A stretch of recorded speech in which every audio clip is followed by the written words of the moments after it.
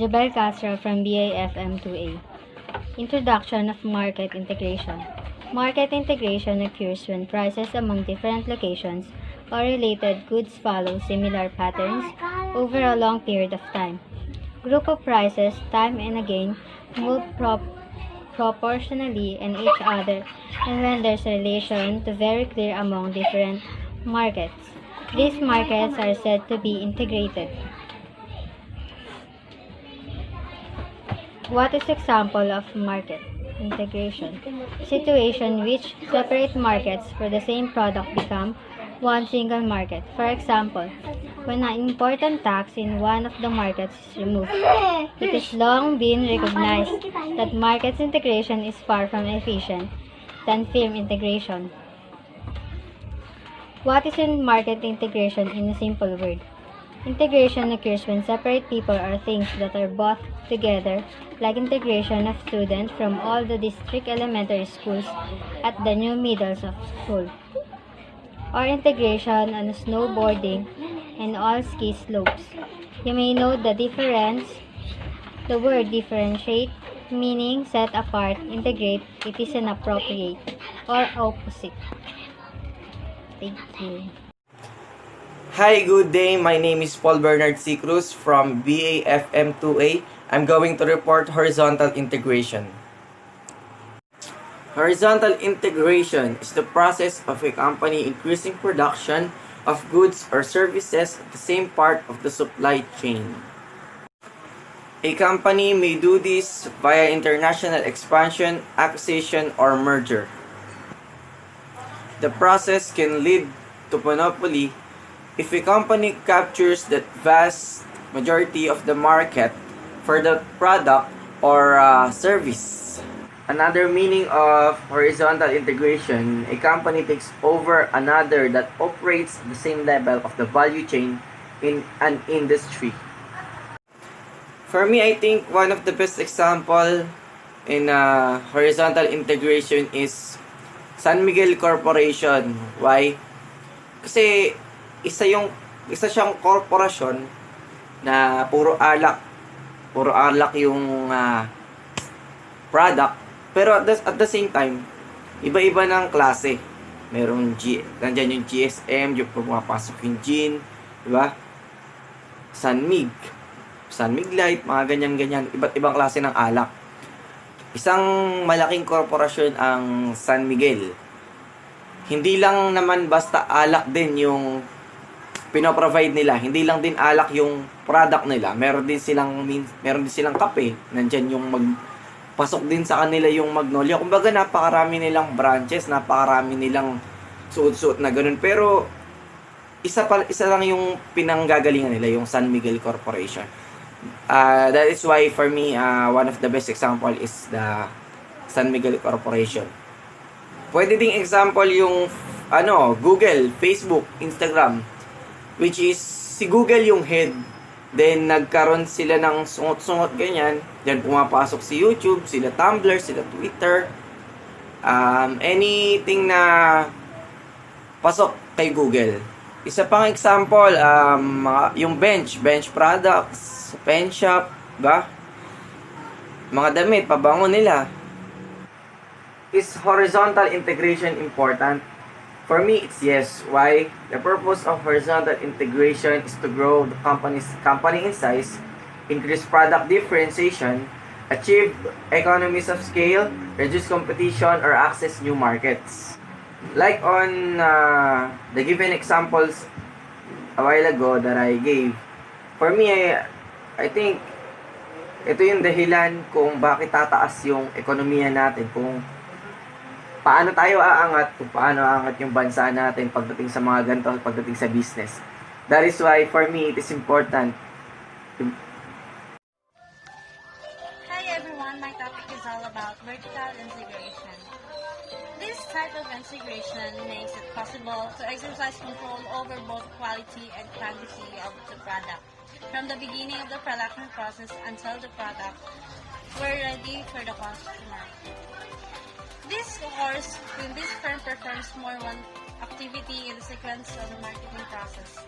This reduces the number of of middlemen in the marketing channel. Vertical integration has an effect. First effect is more profit by taking out additional functions. Second, improvement in bargaining power and the prospects of influencing prices. And last, risk reduction through improved market coordinations.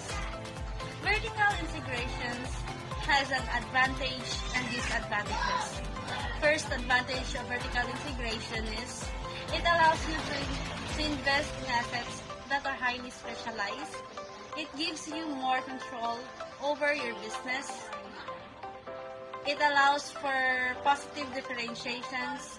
It requires lower cost of transactions.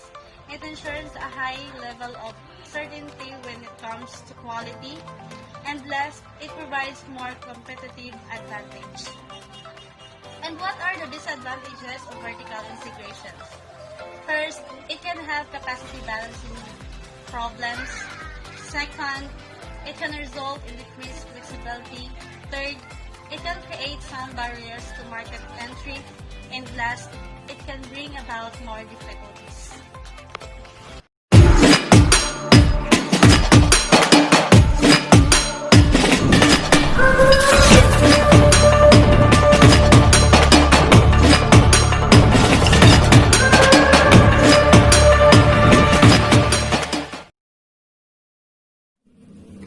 Hi, good day. My name is Gladys, and I'm here to elaborate what is conglomerate. According to dictionary, it is a number of different things or parts that are put together or grouped together to form a whole but remain distinct entities. And we relate it to business. A conglomerate is the combination of two or more corporations engaged in entirely different businesses that fall under one corporate group, usually involving a parent company and many subsidiaries. Often a conglomerate is a multi-industry company. Conglomerates are often large and multinational, meaning conglomerate businesses are those businesses who have many subsidiaries that engage with different sectors. And one of the best examples of this in the Philippines is San Miguel Corporation. San Miguel Corporation is one of the revenues that account for about 5.9% of the country, often large and multinational, meaning conglomerate businesses are those businesses who have many subsidiaries that engage with different sectors. And one of the best examples of this in the Philippines is San Miguel Corporation. San Miguel Corporation is one of the revenues that account for about 5.9% of the country's GDP.